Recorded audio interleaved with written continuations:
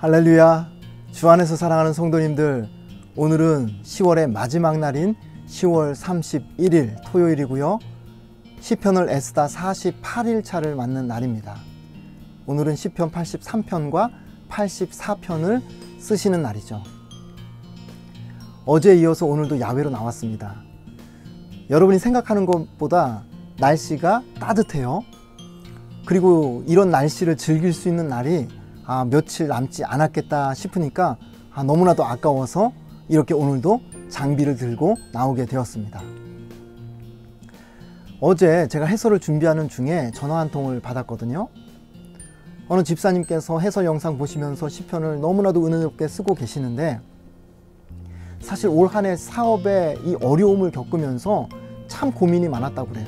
하나님 앞에 기도하면서 언제쯤 이 문제를 좀 열어주실까 고민하고 있었다고 합니다. 그래서 시편을 1편부터 150편까지 다 읽으면서 은혜를 받았는데, 그 다음 주에 담임 목사님께서 시편 쓰기를 광고를 하셔서 너무나도 또 더 기뻤다는 거죠. 그래서 지금까지 시편을 쓰고 있는데, 그 집사님 마음에 시편 150편을 다 쓸 때쯤에 하나님께서 뭔가 좋은 선물을 주셨으면 좋겠다, 그런 바람이 있으셨다는 거예요.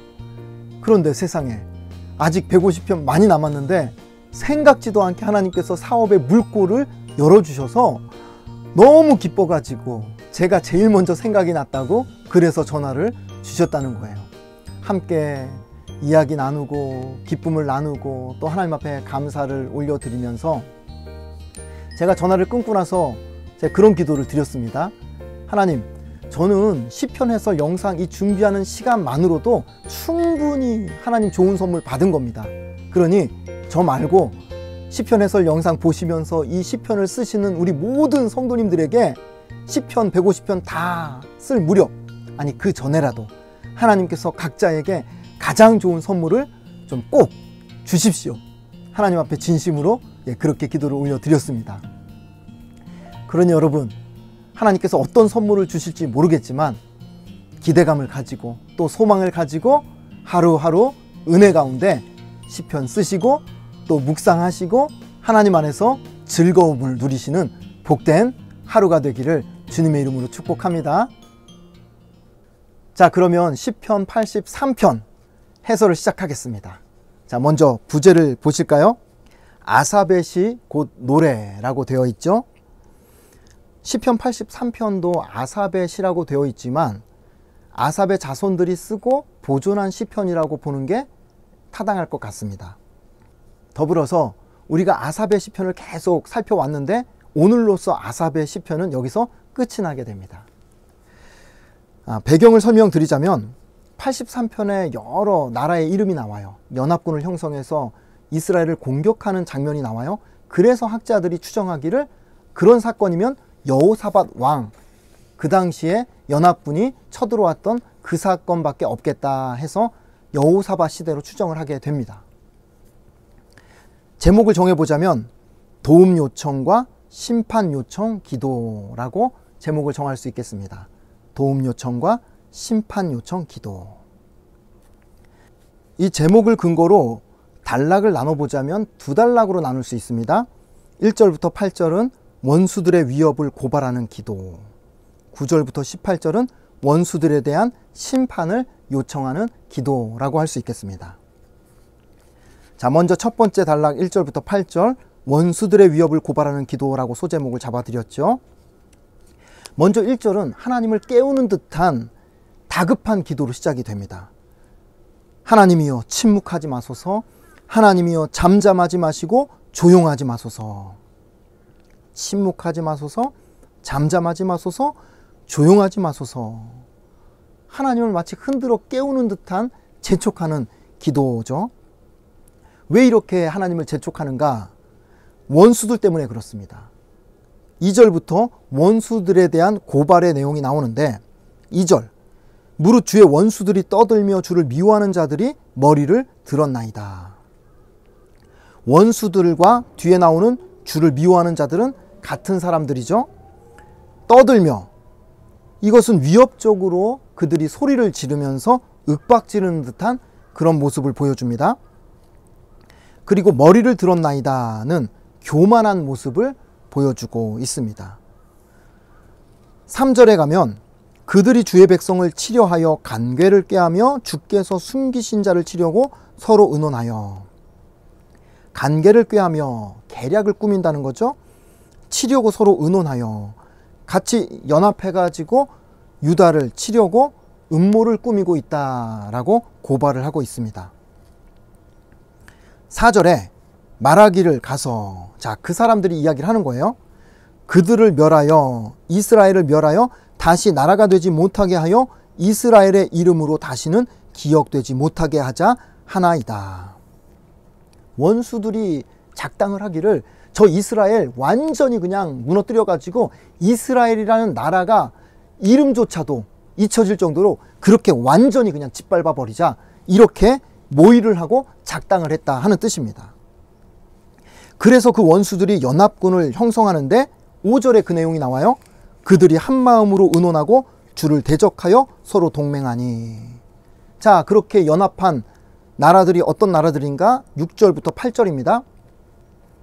곧 에돔의 장막과 이스마엘인과 모압과 하갈인이며, 7절에 그발과 암몬과 아말렉이며 블레셋과 두로 사람이요, 8절에 아수르도 그들과 연합하여 롯 자손의 도움이 되었나이다 셀라.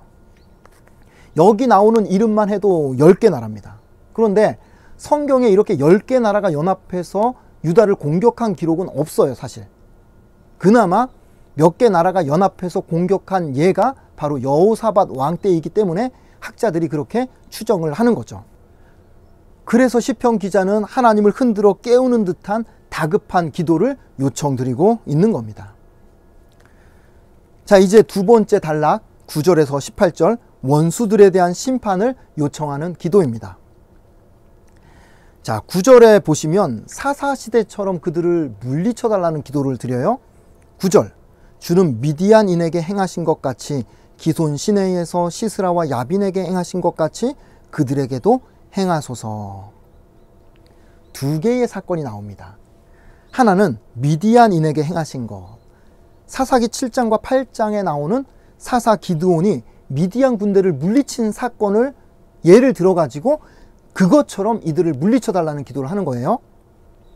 두 번째, 기손 시내에서 시스라와 야빈에게 행하신 것은 뭐냐면 사사기 4장에 나오는 사사 드보라와 바락이 가나안 왕 시스라와 야빈을 물리친 사건이 나오는데 그때처럼 물리쳐달라고 기도하는 겁니다. 10절에 자, 그들은 누구냐면 시스라와 야빈을 뜻하는데 엔돌에서 패망하여 땅에 거름이 되었나이다. 엔돌은 시스라와 야빈이 패전한 다볼산 주변의 한 지명이라고 보시면 될 것 같고요. 그들이 그 땅에서 죽어 시체로 썩게 되었던 것처럼 원수들을 그렇게 죽게 해달라고 기도하는 겁니다.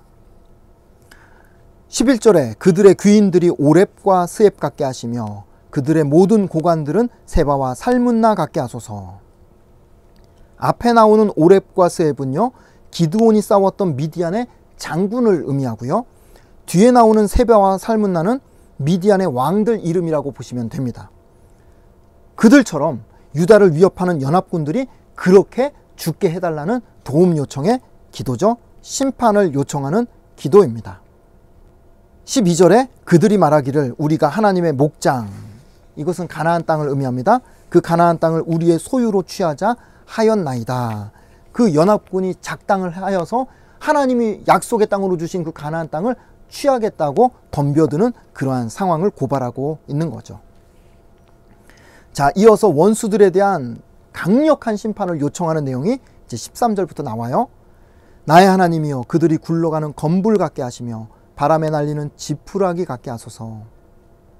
굴러가는 건불은 사전에 잡초로 번역이 되어 있고요. 바람에 날리는 지푸라기는 곡식 껍질, 겨, 쭉정이. 그래서 하나님께서 그냥 훅 불면 다 날아가 버릴 그런 존재가 되게 해달라고 심판을 요청하는 겁니다. 자, 14절과 15절 보시면 살림을 사르는 불과 산에 붙는 불길같이, 불같이 무서운 하나님의 권능을 의미합니다. 15절에 주의 광풍으로 그들을 쫓으시며 주의 폭풍으로 그들을 두렵게 하소서. 주님께서 광풍으로 폭풍으로 그 모든 원수들을 쫓아내시고 그들에게 좀 두려움을 주십시오라는 심판 요청 기도이죠. 16절은요. 여호와여 그들의 얼굴에 수치가 가득하게 하사 그들이 주의 이름을 찾게 하소서. 앞에 그들을 심판해서 수치를 당하게 해달라는 기도는 이전에도 많이 나왔어요. 그런데 뒤에 그들이 주의 이름을 찾게 하소서라는 이 기도는 흔치 않은 기도입니다. 이게 무슨 뜻입니까? 단순히 그들이 패망하고 수치를 당하는 걸로 끝나는 게 아니라 그걸 통해서 주님을 만나고 하나님을 찾게 해달라는 기도를 드리고 있는 거예요. 17, 18절도 마찬가지입니다.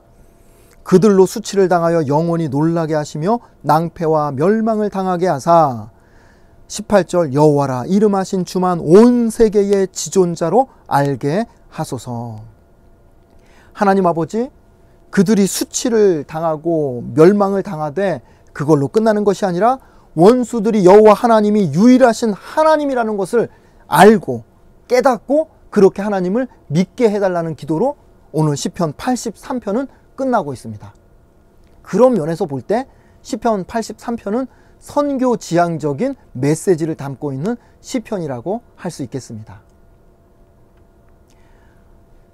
자, 곧바로 시편 84편으로 넘어가도록 하겠습니다.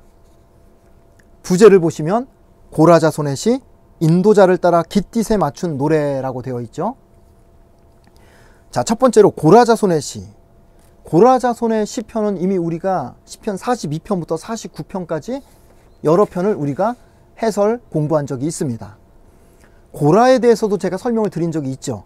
모세를 대항해서 반역을 일으켰다가 죽음을 당한 비운의 레위인입니다. 그런데 하나님께서 그 자손들에게는 은혜를 베푸세요. 그래서 성전의 문을 지키는 성전 문지기의 사명을 그 자손들에게 맡겨주시죠. 두 번째, 깃딧에 맞춘 노래. 어제도 나왔던 단어입니다. 기쁨이라는 곡조에 맞춰서 부르는 노래의 시편이라고 보시면 될 것 같습니다. 자, 제목을 정해보자면 주의 전을 사모하여 부르는 노래라고 제목을 정해볼 수 있겠습니다. 자, 그러니까 내용이 어떤 내용이 나오겠어요? 당연히 하나님의 전을 사모하는 내용이 이 시편의 표현이 될 수밖에 없겠죠. 어떤 이유인지는 몰라요. 그런데 시편 기자가 하나님의 전에 나아갈 수 없는 형편, 그런 상황을 맞이하면서 하나님의 전을 사모합니다, 노래하는 그런 시편이라고 할 수 있겠습니다. 이전에 고라자손의 시편 중에서 42편이 이와 비슷한 주제였어요. 사슴이 시냇물을 찾기에 갈급함 같이 내 영혼이 주를 찾기에 갈급하니이다. 오늘 이 84편의 시편도 그와 비슷한 분위기라고 보시면 이해가 빠를 것 같습니다. 자, 오늘 시편 84편의 단락을 나눠야 되는데 오늘은 좀 이전과 다르게 단락을 좀 접근하고 해설을 진행하려고 합니다. 자, 어떻게 진행할 거냐면요. 첫 번째는요. 시편 84편의 시편 기자가 가장 많이 반복해서 강조하는 단어를 먼저 체크해 보려고 합니다. 한번 펜을 드시고 1절에 주의 장막, 주의 성전을 뜻합니다. 2절에 여호와의 궁정, 성전의 뜰을 의미하죠. 3절 주의 제단, 이것도 역시 주의 성전. 4절 주의 집, 이 역시 주의 성전입니다. 5절에 시온, 시온은 성전이 있는 곳. 그리고 7절에 시온, 그리고 하나님 앞, 그러니까 성전이 있는 곳, 그리고 하나님 앞은 성소를 의미합니다. 10절에 주의 궁정, 이 주의 궁정도 여호와의 궁정과 마찬가지로 성전의 뜰, 그리고 뒤에 하나님의 성전이 또 나오죠. 주님의 성전. 여러분 1절부터 이 10절까지 계속 반복해서 나오는 이 단어를 한번 보세요. 시편 기자가 한두 번도 아니고 얼마나 주의 전을 강조하는지 느낌이 오실 겁니다. 주님의 전에 나아갈 수 없다는 그 현실 때문에 그 마음속에 하나님의 전을 향한 사모함이 불타오르는 그러한 간절한 마음이 이 안에 이렇게 표현이 되고 있는 겁니다. 자, 두 번째로 제가 함께 나누고 싶은 건 뭐냐면 시편 기자가 주의 전을 사모하는 마음을 엿볼 수 있는 그러한 몇 구절이 있습니다. 자, 1절에 어찌 그리 사랑스러운지요 라는 표현이에요. 뭐가 그렇게 사랑스럽다는 겁니까? 주님의 성전이, 주님의 장막이. 영어 성경에 보니까 어찌 그리 사랑스러운지요를 how lovely, 얼마나 하나님의 전이 사랑스러운지 그렇게 사랑하고 또 사랑하는 마음을 1절에 이렇게 표현하고 있습니다. 자, 2절에서 내 영혼이 주의 궁정을 사모하여 쇠약하며, 여기서도 주의 전을 사모하는 시편 기자의 마음이 보여요. 너무 사랑하고 사모하는데 가지를 못하니까 마음에 병이 생길 정도로 그렇게 사모한다는 고백이죠. 자, 3절을 보시면 주의 제단에서 참새도 제 집을 얻고 제비도 새끼들 보금자리를 얻었나이다. 이 말은 주의 전을 사모하는 마음이 어느 정도냐면 주님의 그 성전 그 한쪽에서 집을 짓고 사는 참새와 제비가 부러울 정도로, 그 정도로 주님의 전을 사모합니다, 사랑합니다 라는 고백이에요. 그리고 나서 10절에 심지어 주의 궁정에서의 한날이 다른 곳에서의 첫날보다 나은즉 악인의 장막에 사는 것보다 내 하나님의 성전 문지기로 있는 것이 좋사오니, 주의 전에서 거하는 하루가 다른 어느 곳에서 거하는 것보다, 뭐 심지어 5성급 호텔에서 첫날을 사는 것보다 주님의 전에서 하루 사는 것이 그게 더 행복합니다 라는 고백이에요. 하다못해 성전 문지기로 있는 한이 있다 할지라도 그 문지기라는 것은 어떻게 보면 레위 지파의 그 직분 중에서 가장 좀 이렇게 보잘것없는 그런 직분일 수 있는데, 그런 직분을 맡는다 할지라도 주님의 전에 거할 수만 있다면 더 이상 바랄 것이 없다는 그런 고백을 올려드리고 있습니다. 그러니 어느 정도로 시편 기자가 주님의 전을 사모하는지 우리가 충분히 이해가 되죠. 자, 세 번째 나누고 싶은 것은 뭐냐면요, 그러면서 시편 기자가 가장 하고 싶은 이야기가 무엇인가 하는 것은 주의 전에 거하는 사람이 복이 있다, 이 말을 하고 싶어 하는 겁니다. 세 군데서 그 복을 설명을 하는데요, 첫 번째는 4절, 주의 집에 사는 자들은 복이 있나니 그들이 항상 주를 찬송하리이다 셀라. 주의 전에 거하는 사람은 복이 있다고 하죠. 왜요? 그 안에서 항상 주를 찬송할 수 있으니까, 언제든지 예배할 수 있으니까. 바로 그렇게 언제든지 찬양하고 하나님 앞에 나아가서 예배할 수 있는 그 사람이 가장 복된 사람이라고 이렇게 이야기를 하는 겁니다. 자, 그리고 나서 두 번째 복은요, 5절에 나와요. 주께 힘을 얻고 그 마음에 시온의 대로가 있는 자는 복이 있나니. 여기서 시온의 대로라는 말은요, 하나님께 나아가는 길을 뜻합니다. 그래서 5절을 풀어보면 어디에 있든지 항상 그 마음이 주님의 전을 향해서 나아가는 사람, 그 마음이 항상 주님의 전을 향해 있는 사람, 그 사람이 바로 복 있는 사람이라고 고백을 하는 겁니다. 그 사람이 왜 그렇게 복이 있는가를 6절과 7절에서 설명을 해요. 6절에 그들이 눈물 골짜기로 지나갈 때에 그곳에 많은 샘이 있을 것이며 이른 비가 복을 채워주나이다. 여기서 눈물 골짜기라는 말은 그 당시에 발삼나무 골짜기로 불리는 곳인데, 이스라엘 백성들이 예루살렘 성전을 향해서 이렇게 예배를 드리려고 순례길을 떠나잖아요. 그러면 반드시 지나가야 하는 아주 메마른 골짜기가 바로 눈물 골짜기, 발삼나무 골짜기라고 합니다. 그 코스가 가장 힘든 코스라는 거예요. 그 고비를 넘겨야 된다는 거죠. 그런데 그렇게 어려운 코스를 지나가더라도 주님의 전을 사모하는 사람들에게는 하나님께서 샘물을 주시고 비를 내리셔서 눈물의 골짜기가 오히려 오아시스로 변하는 그런 축복을 누리게 된다라고 시편 기자가 고백을 하고 있는 겁니다. 자, 그리고 7절에 그들은 힘을 얻고 더 얻어 나아가 시온에서 하나님 앞에 각기 나타나리이다.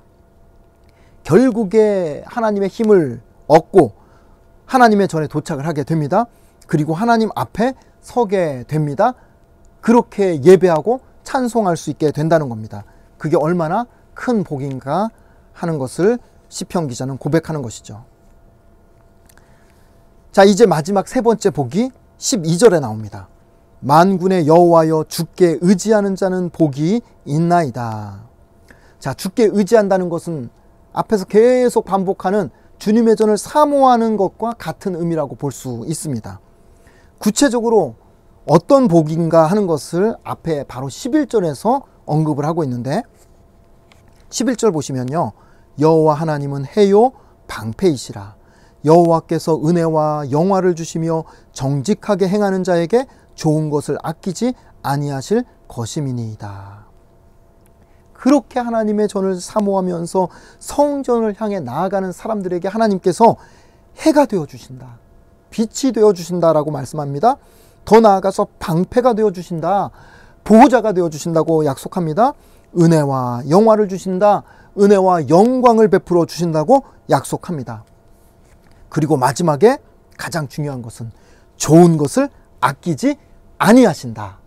어제 나온 말씀하고 동일하죠? 기름진 밀과 반석에서 나오는 꿀, 똑같은 것 아닙니까? 최상의 것으로 가장 좋은 것을 아끼지 아니하신다라고 성경이 약속하고 있는 겁니다. 누구에게요? 하나님의 전을 사모하면서 시온의 대로를 걸어가는 사람, 항상 어디 있든지 그 마음이 하나님의 전을 향해 있는 사람, 하나님을 예배하는 사람, 그 사람에게 하나님께서 가장 좋은 것을 허락하신다라고 약속하고 있습니다. 이렇게 해서 시편 84편은 하나님의 전을 사모하는 시편 기자의 마음, 그가 얼마나 하나님의 전을 사모하는지 우리에게 보여주고 있고요. 더 나아가서 그렇게 하나님의 전을 사모하며 시온의 대로를 향해 걸어가는 사람이 하나님 안에서 어떤 은혜와 은총을 누리는지 우리에게 분명하게 보여주는 정말 축복의 메시지라고 할 수 있겠습니다. 자, 오늘 이렇게 해서 시편 83편과 84편 두 편의 말씀 해설을 정리하게 됩니다. 저는 오늘 이 시편 해설을 준비하면서 시편 84편에서 하나님의 전을 너무 사모한 나머지 정말 마음에 병이 생길 정도로 그렇게 하나님의 전을 사모하던 시편 기자의 마음을 묵상해 보는 시간을 가졌습니다. 아마 시편 84편을 지난해 2019년에 우리가 읽고 썼더라면 시편 84편의 이 시편 기자의 마음을 조금 공감하기가 어려웠을 수도 있습니다. 그런데 우리가 경험해 봐서 이제는 알아요. 코로나로 인해서 언택트 시대를 우리가 거치면서 경험을 해봤지 않습니까? 하나님의 전을 사모하는 그 마음이 어떤 건지, 주의 장막이 어찌 그리 사랑스러운지요, 이 말이 무슨 말인지 우리도 이제는 알아요. 주의 전에서 하루를 보내는 것이 세상 그 어느 곳에서 보내는 첫날보다 훨씬 더 귀하고 좋습니다 라는 고백이 피부로 와닿는 정말 그런 시간을 우리가 보내고 있다 생각이 듭니다. 그래서 한편으로는 힘겨운 시간을 보내고 있지만 또 다른 한편 생각해 보면 하나님의 교회를 더 사랑하게 되고 더 사모하게 되는 이 귀한 마음이 우리 안에 생겨났다는 것, 이것이 우리에게 큰 선물이요 축복이라는 생각이 드는 거예요. 게다가 여러분, 그 덕분에 목회실에서도 이대로 가을을 보내면 안 되겠다, 영적으로 뭔가 돌파할 돌파구를 찾아야 되겠다, 그래서 시작한 게 시편을 애쓰다, 시편 쓰기 운동이거든요. 그 덕분에 저도 시편에서 영상을 이렇게 준비하고 여러분과 함께 교제하고 영적으로 소통하는 이런 은혜로운 시간을 갖게 된 것, 생각해보면 하나님께서 저와 여러분에게 주신 귀한 선물이 아닐 수 없다 하는 생각을 하게 되는 겁니다. 그래서 하나님의 교회가 더 귀하게 느껴지고 하나님의 말씀이 더 사모하게 되어지고 성도들과 함께 교제하며 말씀을 나누고 봉사하는 그 시간들이 얼마나 귀한가 하는 것을 다시 한번 마음으로 깊이 새기게 되는 축복의 시간을 우리가 보내고 있다고 저는 확신합니다. 그러니 사랑하는 성도님들, 이 시간들을 통해서 하나님의 교회를 더 사랑하고 더 사모하고 더 귀하게 여기면서 오늘 하루 정말 감사로 하나님 앞에 제사를 올려드리고 하나님을 영화롭게 하는 우리 모두의 인생이 되기를 축복하고 싶습니다. 그래서 오늘 시편에서 영상 보시고 시편 쓰시면서 오늘 하루 정말 내 인생의 최고의 감사가 넘치는 날, 최고로 기쁜 날, 최고로 하나님께서 주시는 풍성한 삶을 누리는 날 사시다가 내일 다시 말씀 앞에서 뵙도록 하겠습니다. 여러분 축복합니다. 안녕히 계십시오.